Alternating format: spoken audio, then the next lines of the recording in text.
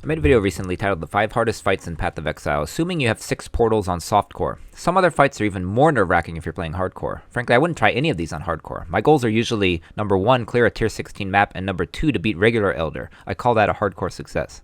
The 5th hardest fight on hardcore is Deformed.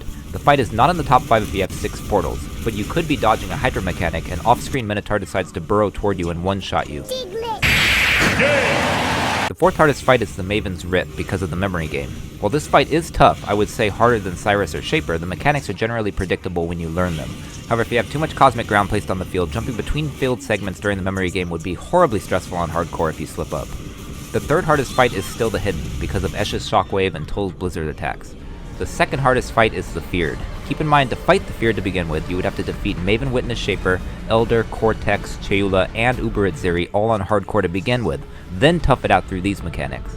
However, the hardest fight on hardcore is Wave 21 to 30 of the Simulacrum. This is because unlike the other mechanics you can practice for, each wave of the Simulacrum has random modifiers, which is tough on softcore, but it can take out your hardcore build even with fully tanked defenses. A lot of people talk about what it means to beat POE. If you can beat a Wave 30 on hardcore mode, you actually have beaten Path of Exile. You can finally escape the hell of being drawn into this game for all eternity and claim victory over the hardest challenge in the game.